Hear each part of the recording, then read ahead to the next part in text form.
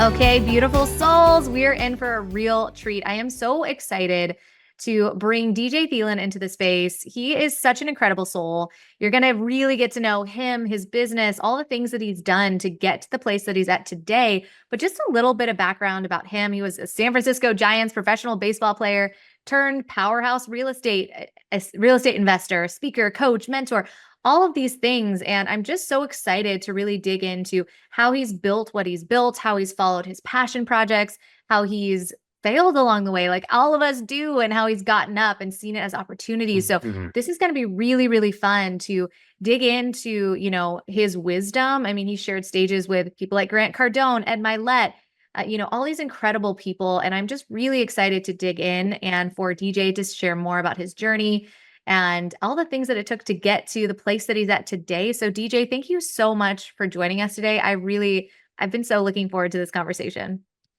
Yeah, let's go. Let's go. I'm excited. I'm excited. You know what's fun? What I love about podcasts is that one, we can add so much value to people, right? Because of all the messes that we've been through a lot of times. Yeah. But then also we get to, you and I are friends, but we get to even know. Usually we don't talk about these things that we're going to probably talk about, and I just love it. So I'm ready to rip. Yes, let's do it. I love it. So Yeah, true. yeah. So true. So what I'm really excited about, like when we think about what you've built, like you have over 3,500 properties sold, and that number is probably higher because last time we were going to do this, there was like a divine intervention. It was like, hold, and so 350 million transactions, like you were just this go-to expert for all things when it comes to, real estate investment. So I want to know, how did you build what you built today? So are there certain things, like if we start to reverse engineer what you did, sometimes I like talking about it in different ways, like the ideation phase, the scaling phase, the maintaining phase. Like, let's start at the beginning. Like, what was that ideation phase like? Like, tell me about like this idea and how you actually had the courage to start to build it. That's a good question. No one's ever asked me that. No one's probably ever asked me the questions you're going to ask me, so I'm I love it. excited. Cool. And Yeah, it's the authenticity comes out. That's why I like it. So yeah, I mean, you know what, Christina? I think that so I got into real estate in 2005. I sold a company after playing some ball and all that, and I sold a company and had a little chunk of money. And growing up, I always watched. I'm going to age myself here, but I'm 53. But I always watched the Carlton Sheets and Mhm. Dean Graziosi, and always seeing these guys on TV talking about real estate. And growing up poor, right, with a single mom working two, three jobs. I mean, that was, I don't know, I would watch those things and I'm like, man, that seems really cool, right? Like I always had this kind of pull inside of me, but Yeah. I just always had this pull. So when I sold my company, I had a little chunk of money in '05. I was really drawn into real estate, and I saw a Robert Kiyosaki kind of co-event, and I went to that. It was a 2-day weekend thing. And like any event, you come away with, well, back then, you come away with the big thick books with Mhm. all this information. It's information overload. And then my ex at the time, she's like, "Hey, let's dive into this. Let's look at this." My brother was like, "Hey, let's." I'm like, "Listen, I everything in my life, I think this is the lesson right here, a nugget. You've got to know yourself, Yeah. right? You've got to know like what works for you and how you and like so for me, I wasn't a studious person. Like I didn't like school. I Yeah. just wanted the recess bell to ring to get out. And I didn't Yeah. learn by reading. I learned everything in life, how to hit a baseball, how to throw a baseball, how to build a business, how to sell it. I just learned everything by actually doing it. So Cool. I knew that about me, and I was like, I'm not going to read anything. I'm just going to go online. And so I went on eBay. By the way, everyone listening, don't do this. I went on eBay, Christina. Oh my gosh. Yeah. So I went on eBay and I bought 10 homes for $50,000 total. That was like Okay. my first kind of ordeal. And I fly out there. So I was living in Seattle at the time, and I find these cheap home markets like Pennsylvania, Ohio. So I buy this pack of homes super cheap, right? Like 5,000 a home, like I can't lose. And I fly there and land. I go to the first home, it's torn down. I call the guy, his number's disconnected. And it was like, oh no, like I'm street smart, right? And I was like, I knew exactly what was going on. I'm like, oh my God, here we go, right? So I Mhm. kind of got taken. But it was a blessing in disguise. And that's really what that's really what led me there. I was thinking, I'm going to learn on these cheap homes. And so Hmm. if I make mistakes, it's not going to be as drastic. I'm not going to take as big of a hit. And then I can take what I've learned when I learn how to do it in on these cheap homes, and I can bring that back to the West Coast where stuff's a lot more expensive, where if you make a mistake, it's going to cost you a lot more, right? And Yeah. so that was my initial thought. And then Yeah. God had other plans. Yeah. Yes. Yeah. Yeah, I love yeah, it. You yeah, for know, sure. those are really big takeaways. Like know yourself and follow what lights you up. Because some people would say, like, no, study it, do all the research, like take a pause, take a beat. And you were like, I'm just going to get in there, get dirty, figure out what happens, like make a mistake and then be like, okay, at least it was a cheap home. Now I can kind of figure it out. So I think there's something to be Well, I said about think taking fast action. You know what I mean? It's really powerful. big Yeah. time. And Christine, I was just saying this with another gentleman. I was on his podcast. It gets a lot of views, like millions of views a Mhm. week. And I said, and I on it. So, and I said, I told him, I said, when we grow up, right, we're wired. I realized this, like maybe like 3 years ago, it just kind of God like put it on me. Is the reason people are so scared to fail, right? Which is a big, big, big, big thing, is because what I realized was growing up, we're literally taught, like think about it. If you probably did it. I mean, you're probably a studious bee, but I like was like, a CD student. I would get an F from time to time. And like if I got an F, my mom was Italian. She was old school, like steel metal spaghetti spoon, freaking Mhm. like you're getting beat. Mhm. And so, and even in school, you would get in trouble. So were literally wired from the school system, in Mhm. my opinion, that when you fail, you're going to Yeah. get in trouble. So no wonder people grow up and they're scared to take risks and they're scared to take chances and they're scared to fail. Thank God I chose a sport that you fail more in than any other sport and you're still Mhm. successful, which was So baseball. true. Like you can't think about this. If I'm a quarterback, like in baseball, you fail 7 out of 10 times. If Mhm. I'm a quarterback in NFL and I complete 30% of my passes, I'm not going to be playing long. If I'm Mhm. a if I'm a kicker in the NFL and I make 30% of the kicks, I'm not going to be playing long, right? Mhm. So, and you can take that to really any sport, basketball. Well, basketball different, but so I was used to failing. I was used to understanding that failure, and especially when I got into pro ball, failure is good if you learn from it. It's destructive if you don't learn from it. And Mm. so it all depends on, like I always say, if you change the way you see things, the things you see will change. And so it's all the perception it's all a decision in the control that we have. So many people just go through the day and they just react and respond to whatever happens, and they don't even realize that they're doing it. It's almost like just living a life of automation, like default, instead of living a life of awareness and consciousness and going, hey man, like I can decide how I choose to look at that. I Mhm. can change the way that I see failure and find the good. You can find the good in anything. So I Mm. think that failure, it's one, if you're an entrepreneur, you're gonna fail. You're gonna get kicked in the teeth, you're gonna get punched, you're gonna get knocked down, you're gonna get sued, you're gonna Mm. have people talk crap about you, you're gonna have people steal from you, I mean, if you're in it long enough and you're building a business, you're gonna have all of these things happen. I promise you. The thing is whatever you deal with, like you just have to be like I'm also thankful that my mom was, just a tough cookie. So I saw my mom grow up with 2 or 3 jobs, never drove a car, never owned a home, right? Think about working 2 to 3 jobs now and you don't have a car, Mm. right? And then raising 2 kids on your own with no support from the dad. I mean, my Yeah. grandparents helped, which was great. But so I say that all to say, I think that, failure is such a necessity. And I think if people can realize, like, you got to make a decision on how you're going to look at failure and understand that if you take away and learn from all the failures, anytime you fail or something doesn't go your way, if you decide to learn from it and Mhm. take something good out of it, I promise you, like things are just gonna flow in your favor a lot more, and you're going to grow, like you're going to get better. It's when you let failure destroy you, and when you let it, when you let it really affect you in a way like, oh well, and then it starts affecting your thinking, and then that leads to bad self-talk, right? And then you're literally manifesting the exact things you don't really want to happen, but Mhm. because you're not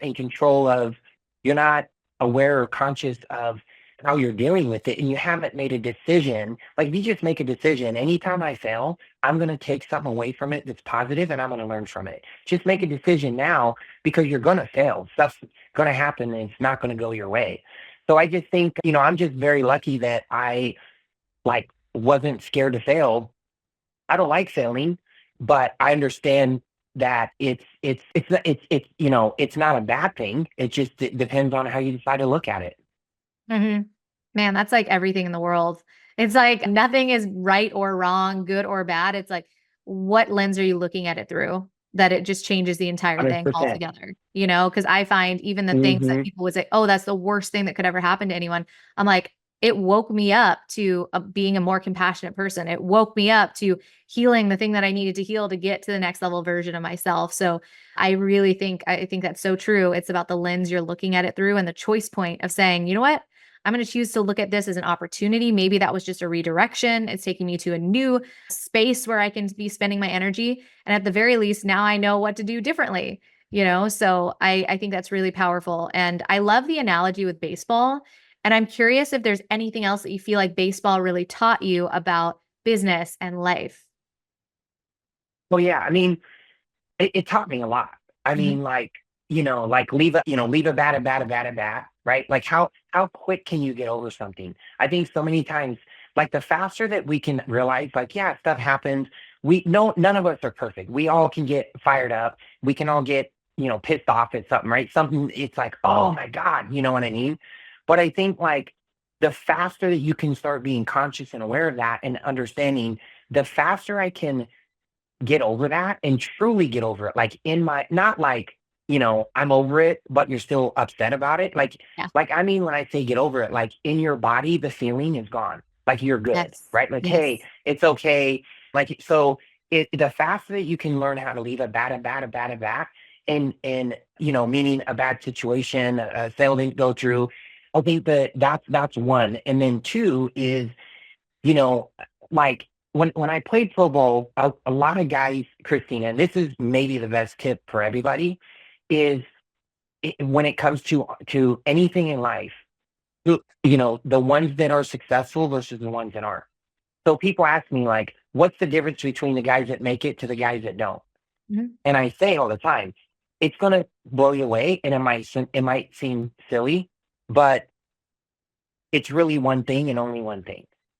And if you can master this, you will be wildly successful in anything you do in life. Like I promise you. And it's this. The guys that I played with that had average talent, average speed, average height, average everything, or below average maybe, but they believed they were actually better than they were. They had this delusional almost belief, like, yeah, when I get to the big leagues one day, I'll send you some bats. You're like, dude, like, who does this guy think he is, Yes. right? Yeah. And right, and so, yeah, you're a last round pick. Yeah, you making it to the big leagues or whatever, right? So you do that, and then and then what I was able to do was look back and go, that's the secret.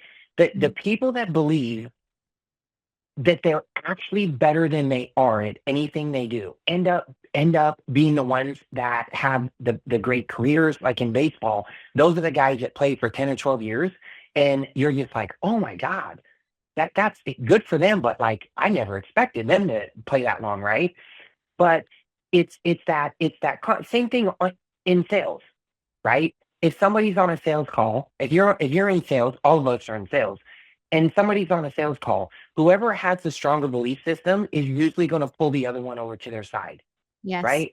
So so the your conviction, your belief, and so you're like, yeah, we can talk. I'm a believer, obviously, in Jesus Mhm. and God. I got my crosses, I got my things, I got my Bible on my desk, right? Yes. So, but but I say that to say, yes, that's part of it, right? But I think a lot of people get it twisted and they're like, I'm just going to leave it to God.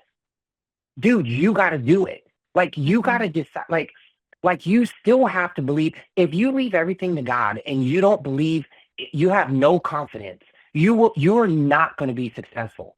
Like Mhm. I'm just being real, right? You have to believe in you as well. So I would say, like, tell my son who's 28, like, you have the physical, right? It's why I'm, stay in shape at 53. You have the physical, you have the spiritual, and you have the mental. And when I say mental, I include like energy, vortex, right? Mhm. All of those things, right? Gratitude, all of that.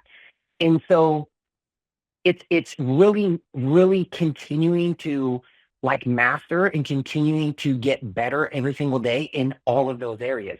Because it's like if somebody is like spiritual and have their relationship with God and they're in alignment. Because when you do that, you're in alignment now. And when you're in alignment, the more in alignment you are, the more that you're going to start to notice things start to happen. Like we'd say, miracles should be normal, right? Mhm. Most people go through life and have a miracle maybe once in their life or once every, blue moon. And whereas we say, no, you should be having miracles every day. You should be having things go in your favor. But how that happens is alignment. You have to be in alignment. And so if you're spiritually in shape and you're mentally sharp, but you're 400 or 500 pounds, well, you're probably not going to be that mentally sharp because, Mhm. you don't feel good about yourself. Right. So, so you can take any of those and take one of those three out. And if you pull, it's like a three-legged stool. If you pull one of those out that you're not solid in, that stool is going to fall. Right. Mm. And so that's kind of how I look at it is all of it is important, but like, if you want to be successful in anything in life, you have to believe in yourself at a level that is really a little bit delusional, where people are like, man, you think you can do that? Like, even you might not know for sure if you can do it, right? So, but you have to. It's the only way. I would say, Christina, there's three levels of belief. There's, I think I can, or no, there's, I hope I can. There's, I think I can, and then there's, I know I can. Mm. Now, you don't have to actually be successful. Like, let's say you're trying to sell a house, but you've never sold a house. So most people say, well, I'll get that confidence when I sell a house. No, you don't need to sell a house to know you can sell a house because other people, and this goes for anything in life, if somebody else has done it, that means you can do it. If Mhm. someone else has become a billionaire, you want to be a billionaire, you can be a billionaire. If you want to own a private jet, if you want to have a missionary, if you want to do whatever it is you want to do, if somebody else has done it that's walking the earth, that means that you can do it too. And so I think that if people can understand that, it'll really help. Mm. There was so much gold there that I'm just like, whoa, just taking it all in. So, wow.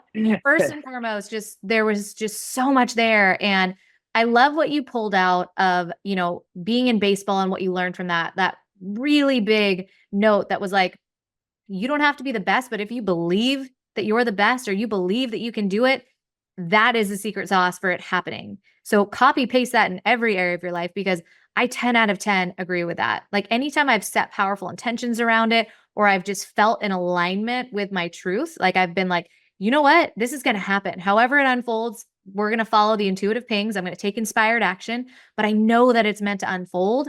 That's when the things start to unfold so much faster. So I love that. I love how you talked about the Hmm. three-legged stool. Like we're talking mental, spiritual, physical, all of these things. Like to be successful, we can't take one away and expect all of it to feel balanced and whole. Like it's really important that we're taking care of our mind, our body, our spirit. And that allows us to show up with more vitality to go after the thing that we desire. So I just absolutely love everything that you said. I think it's just so powerful. And I'm really excited for these takeaways because I think they're going to be really, really important for people to start to integrate in their daily life. So I'd love to know as well. So we talked about like the ideation phase of business. Was there something different that you had to do when it came to actually scaling it? Like, it's like, you're like, I got dirty. Like, I went in, I just decided to do the thing. And then I started to build it into something more. Like right now, you're like teaching people how to do this too. So you definitely took it and started to scale it. What did that process look like? And what did it take from you to kind of take it from ideation to now scaling it to something bigger? Yeah, I love that question. A few things. So one is that you got to realize, you guys, it's gonna be more work and take you longer than you think, Mm, right? That's number one. Because when you're building a business, it's all of us want to see the whole staircase and just run and jump off the whole staircase and jump all the stairs at once, right? Or run up and try to jump four or five at once. And I always say you have to just realize this is how building a business works, and having a mentor is like the cheat code and the fast track, because they can just go, hey, do this, do this, do this, and like you can save 10 years, right? But you only will see one stair at a time. So if mhm, you understand, like, okay, I'm going to see that this stair, and only when you take that step in faith and take that stair and you stand on it, only and only and only then will the next stair light up. mm, And then you take that next stair, and then it's like, oh, take another step of faith, and then, oh, the next stair lights up, right? And yes. so many people get stuck in well, let me answer the question. So building and scaling a business is is all about a couple things. One, you have to work on your leadership skills, Mm, right? So as I become a better leader, as you become a better leader, as anyone listening to this becomes a better leader, you're going to be able to, a few things will happen. One, you're going to attract better people into your organization.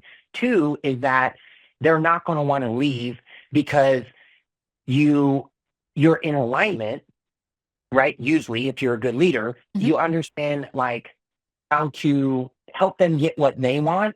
And by mhm, helping them get what they want inside your business, naturally you'll get what you want. And so, and I just think, and when you're building and scaling a company, having the right people and the right people in the right seats is huge, right? You've got to really monitor. You've got to track everything. What's not measured doesn't grow. So you have to track daily activity, KPIs, right? Which is key performance indicators from like your sales team. And there's a lot of intrinsic things in scaling a team. But like for me, I've got a world-class team, luckily, but I didn't always. And and the reason I didn't is I wasn't a good leader. Like mm, that's the bottom line, you know? So I think that when you can really, I didn't have an ego. I just didn't know. I just didn't have a mentor that taught me or guided me. mhm, So when you can understand, like when you can create, in order to be a good leader, you can't fake the funk, right? You need to be the person that is aligned, right? mm, Spiritually, mentally, physically, like you got to have your crap dialed in, because you can't, like, you can fake it for a short period of time, but ultimately it's going to blow up, mhm, you know? And so, like, you have to be always strive to be the best version of you. And if you're striving to be the best version of you, which is really helped me out, having the good morning routine, doing the gratitude, then I'm able to bring that energy and that love and that care to my team so they feel it. And then I can pour that love and care and excitement and fun and laugh into them so they feel good. So now they can go out and do the same thing for our clients. mhm, So that's like really what I found is that,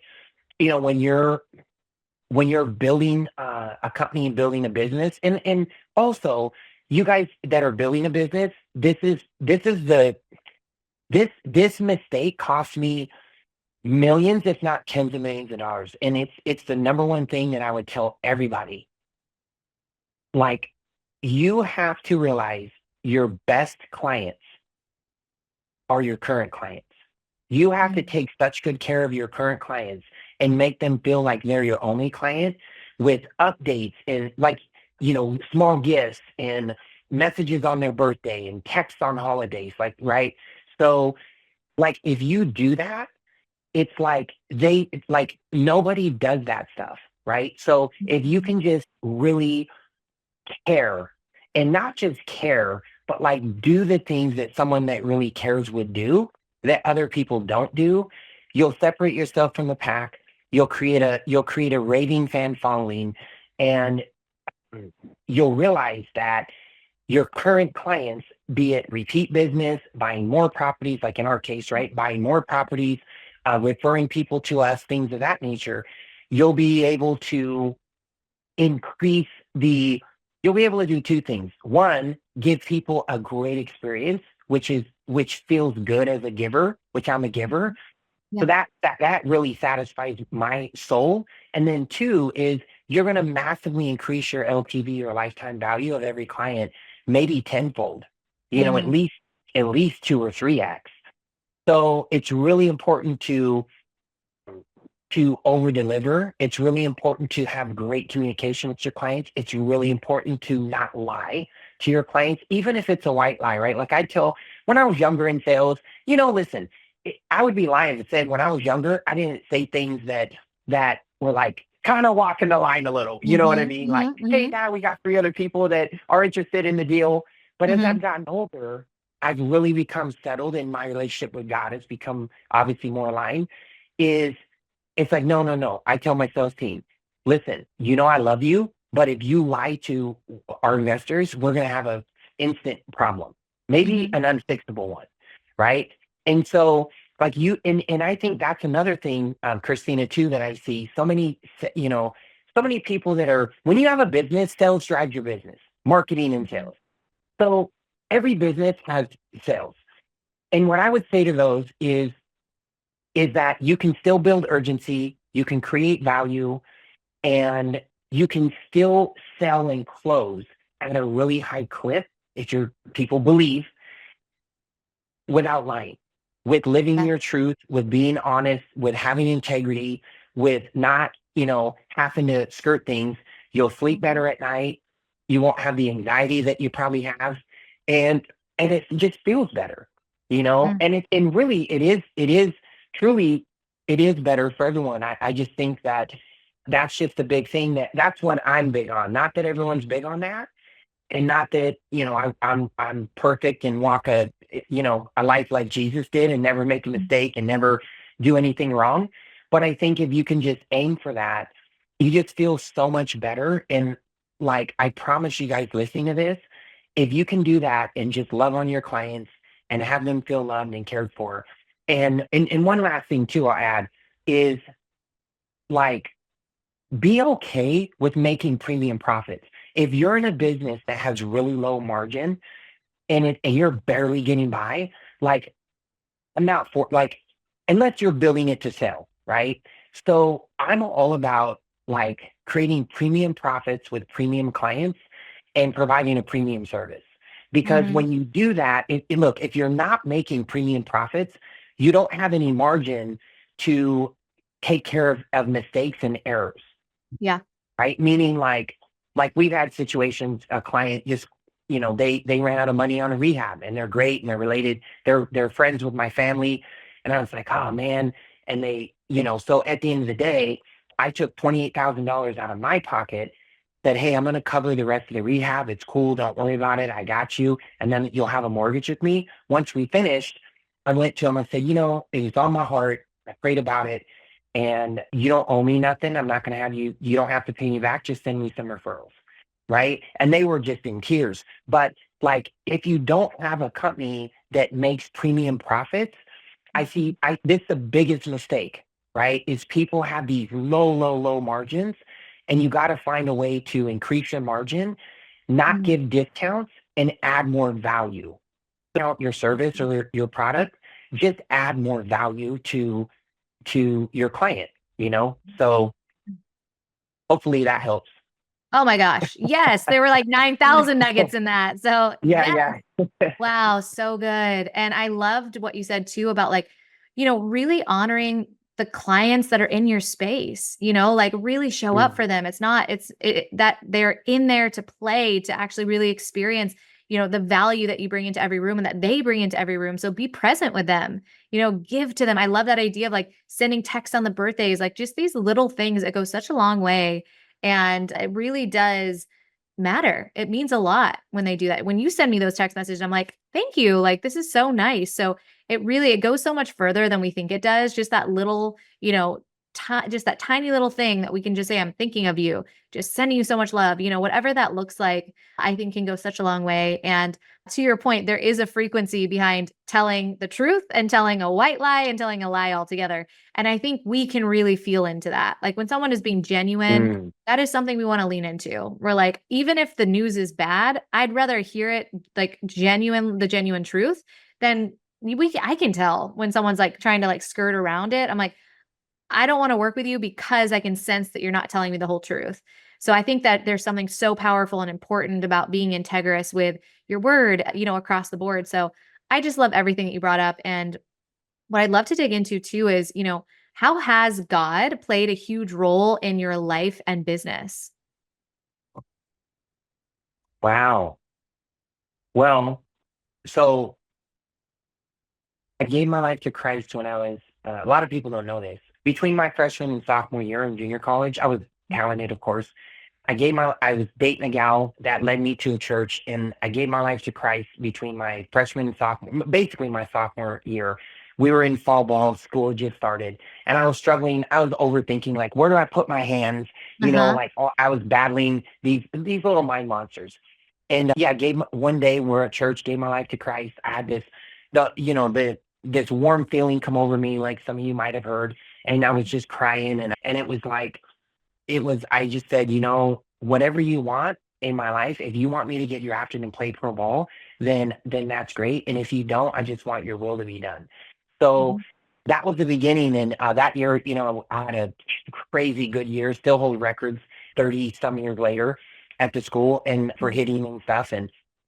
But, and then, got drafted really high. And then when that happened, you know, my life kind of my relationship with God got off track a little, right? And I never was into drugs. I wasn't a big drinker, or anything, but it's this, you know, I battled, Christina, to be completely honest with everyone.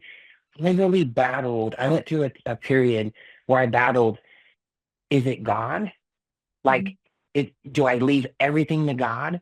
And then, or is it this route that the world talks about where it's positive thinking, right? Reading like Norman Vincent Peale, The Power of Positive Thinking was the first book that I read on that.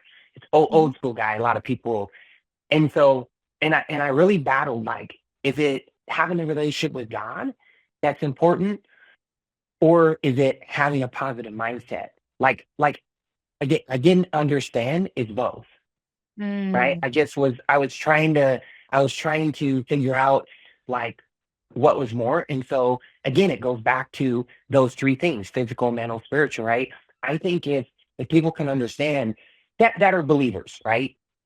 That are listening to this, it's really both. It's having that relationship with God, spending time in the Word, and but also working on this, the what's between the ears, because there are a lot of people that believe in God and in Jesus Christ, but they have horrible self talk. They have no self Mhm. confidence. Yes. Well, like, you're literally destroying yourself.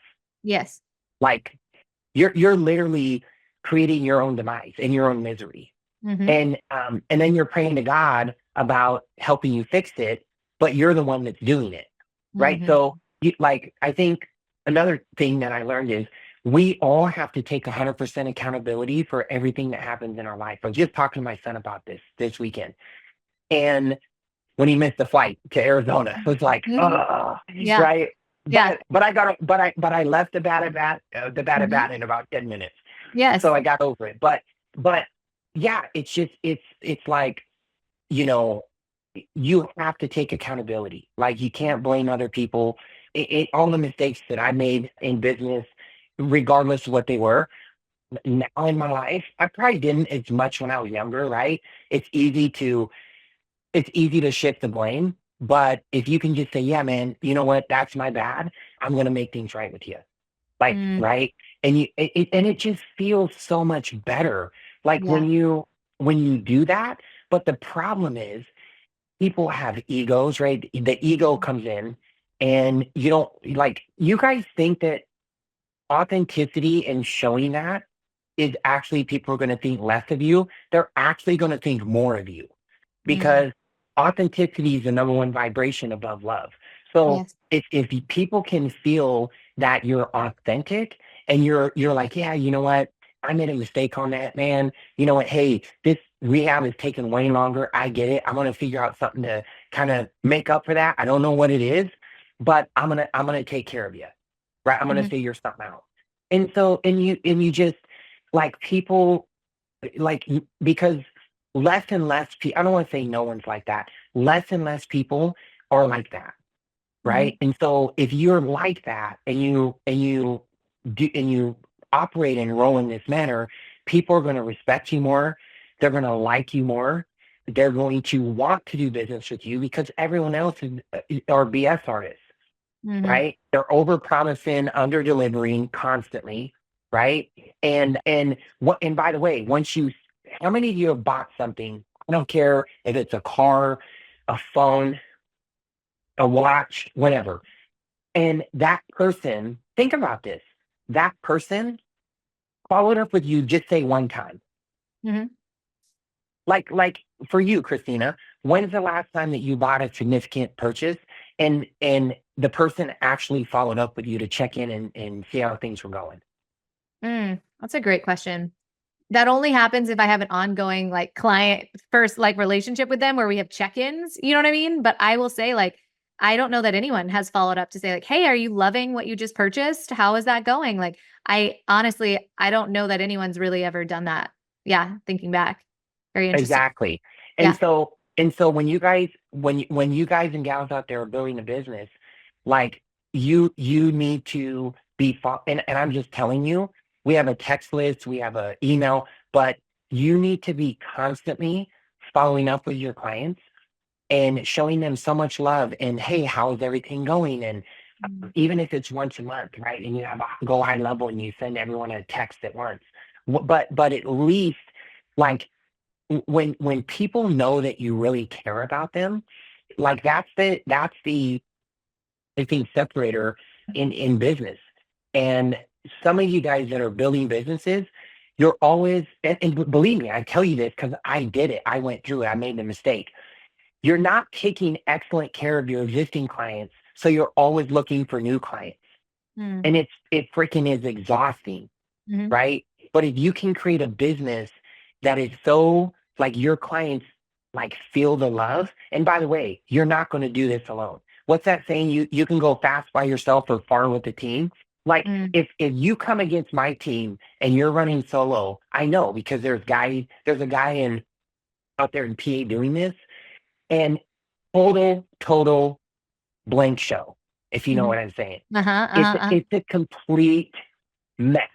Uh-huh. Like, oh my God, we get client, yeah, this guy, and he doesn't fix nothing, and right? And it's like, dude, if you come up against me and my team, we're gonna clean your clock. Like, you Mhm. cannot compete with a team on your own. Mhm. So so that's why it's so important for people that are building to understand that, how to be a good leader, Mhm. how to get premium people on your team, and stop getting people because they're cheap, and that because they're going to be the wrong person. Find the quality of the person, get the best deal you can where it's a win-win, and Mhm. then teach them and train them, and let them, give them ownership in their position, and don't micromanage them, and Mhm. let them make calls and call the shots on things, even Mhm. if they might be wrong. And this is a big mistake too that I see people that are building or scaling a business, right? They micromanage everyone. And what Mhm. that does is that creates unforeseen conflict between you and that person. They might not tell you that it bothers them, but Mhm. trust me, it bothers them, Oh yeah. right? And then they have this underlying conflict with you, and then that leads to, maybe they talk to other team members, and then it creates dissension in your organization, and then there's Mhm. there's toxicity in your organization. So it doesn't lead to anything good when you're micromanaging. it's not something that successful companies do. So get the right people, let them feel empowered, give them the right training, make sure that they're trained up, make sure you're there to support them, make sure you're there to teach them. And then, but teach them how to fish. If they bring you a problem, teach them how to fix it. Don't get on the phone and fix it for them. Tell Yeah. them how to fix it, what to say, how to say it. Let them go back and solve it and fix it. Now they feel better. They feel empowered. And now they know how to handle that situation when it comes up again. So So my 2 cents. I love it. I love it. Yes. Man, there's so much there. And I love the idea too of the power of positive thinking and believing in God. Like the two can coexist. I think it really matters to be, like you were saying, responsible for the internal dialogue and aware. It's really important. So, man, just all of that I was so think, powerful. look, I have a, so I'll show you too. If you guys have a home office, you should put things in your office that inspire Mhm. you. Yes. Like I have a baseball from a Hall of Famer. I have a picture of Italy over here. I have a Mhm. picture behind me of me and my son, Mm. right? That says, train a child up in the way he should go when he's old, he won't depart. Proverbs 22:6.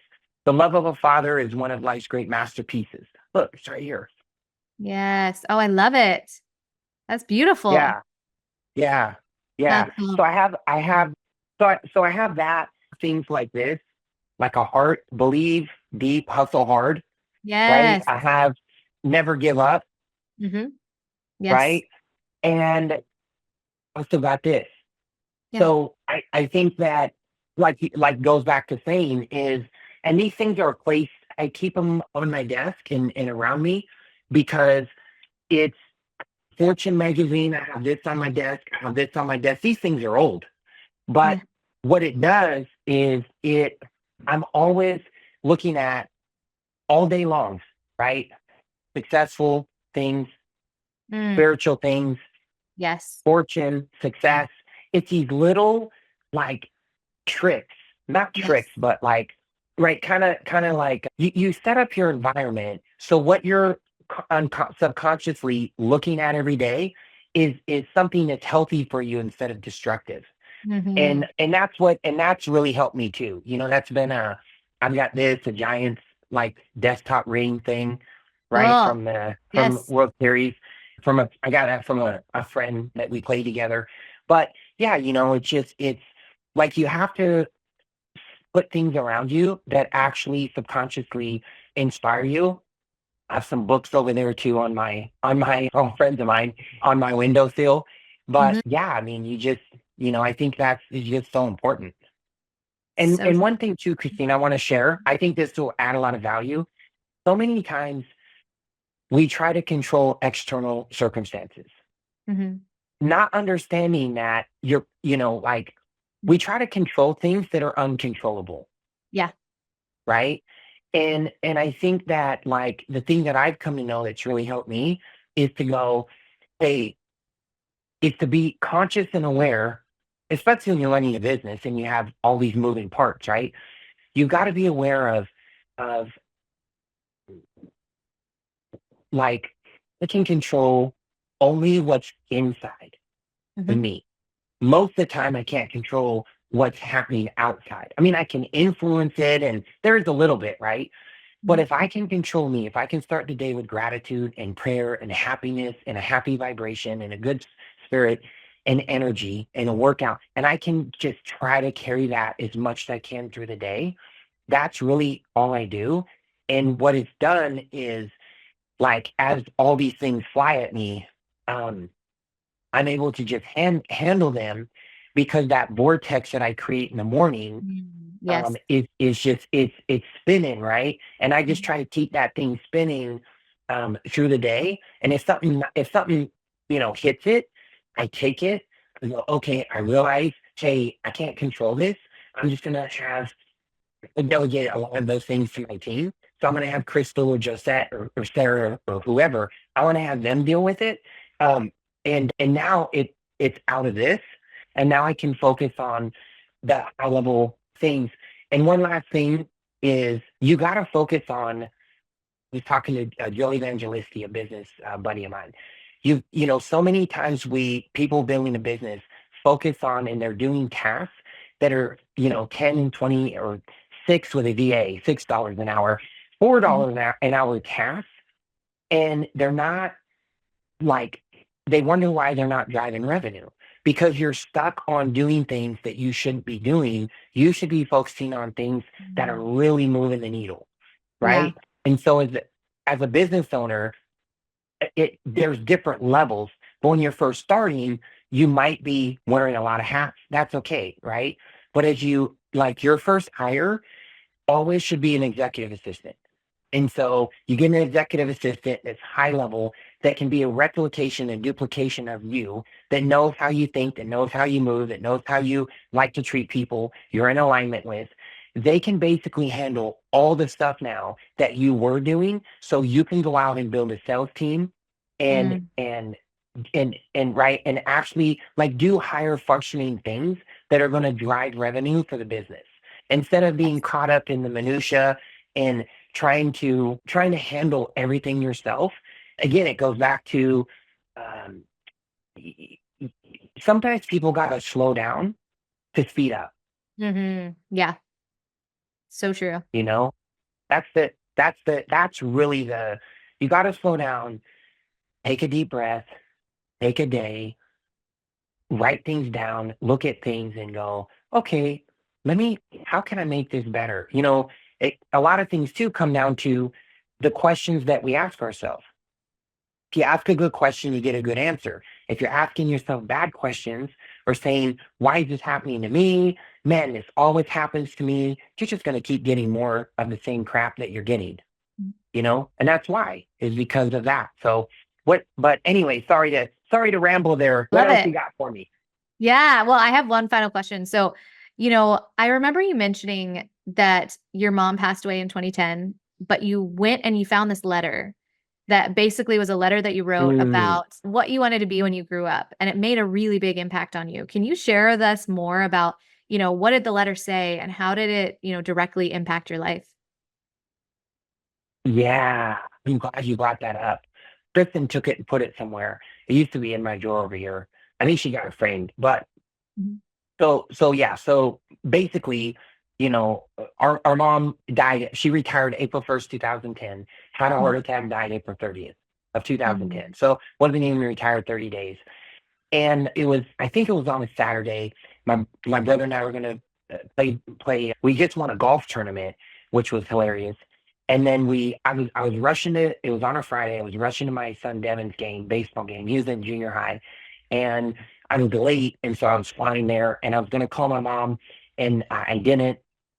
So then my brother and I were going to play softball with some friends the next day. He comes over. His wife Michelle stays outside. He comes in the house, and I was messing around with like my son's iPod at the time. Right, this is in 2010. So, and I'm trying to fix something, and his head's down. He's touching the dogs. Not didn't say a word, and I just sensed like I go, "Hey, bro," like Michelle didn't come in. I thought they were fighting. You know what I Mhm. mean? Like that was the first thing. Like she didn't come in and I was like, "Hey man, what's going on?" And like like when I say this, like literally, like the hair on my arm stand up because I can feel it. He just stood up and goes, "Mom died," Mhm. and I was just like, this wave came over me. I went out on the back deck, called my ex-wife at the time, and anyways, they were freaking out, and her and my stepdaughter. So they came home. We all went, drove down to Portland, saw her, and that day, before they came and got her body, she had a heart attack and went quick.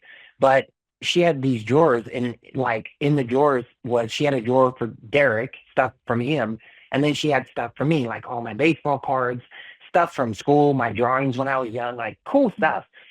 And so I was going through this, Christina. I pull out this piece of paper. It's like this big. It's Mhm. like it's like half a sheet of paper, right? Mhm. And it's old. And I was like, what is this? And I started reading it, and it was in the third grade Miss Harris class. What Mhm. What do you want to be when you grow up? And I wrote on here, when I grow up, I want to be a professional baseball player. I'm the best player in the minor leagues. Mhm. Belief, right? Yes. I'm the best player, which I didn't connect the dots until after.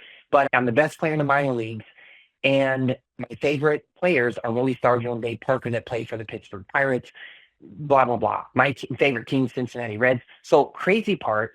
So when I read this, the reason it took my breath away was it was the beginning of understanding that manifesting is real, like Mm, really, really real. So I wrote something down in the third grade. I want to be a professional baseball player. I got to be a professional baseball player, even though my career got cut short. But I got to be a professional baseball player. And I do a lot of business out of the Pittsburgh area. That's our main market, right? So it didn't manifest exactly like I wrote it, but I mm, thought about it once in the third grade and wrote it down one time in the third grade. And this thing years later literally manifested in a almost exact manner, but with some variance, right? But that was the beginning of me understanding that this manifesting is real, that writing down our goals and dreams is real, and that like if we were what I started thinking was, man, what if I wrote down a goal in my dream and my perfect day and I looked at it every single day, which I started mm, doing.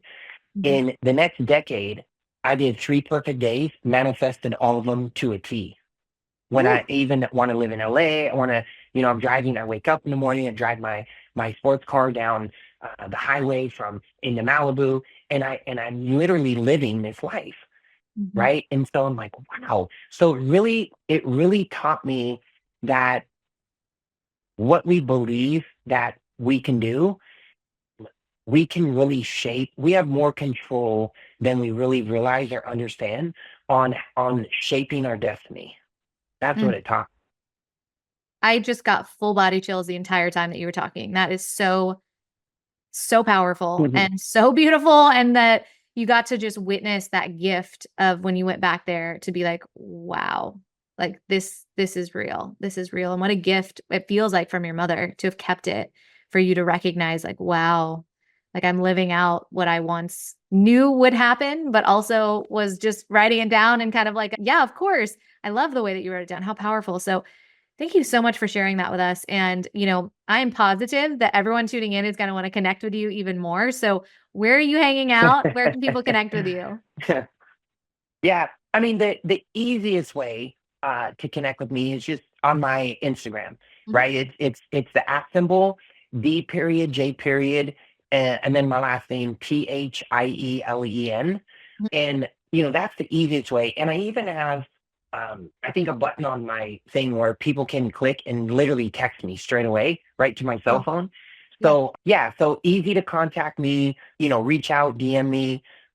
And yeah, any of you that are looking to, our new thing, Christina, is the mentorship is how to get rich with cheap homes. So whether Mhm. you're looking to be an investor, you want to build your own real estate portfolio, you want to learn how to go out and get the deals yourself and get coaching and mentorship on how to do what we do Mhm. and do that. Yeah, however we can help, I'm happy to. Mm, so good. Okay. DJ, thank you so much for your beautiful wisdom, for your time. It was incredible. I'm so, so, so grateful for you. And for everyone that's tuning in, thank you from the bottom of our hearts for giving us your most precious resource, your time. We hope you receive something really beautiful and tangible here today. And we're just sending you so much light and love.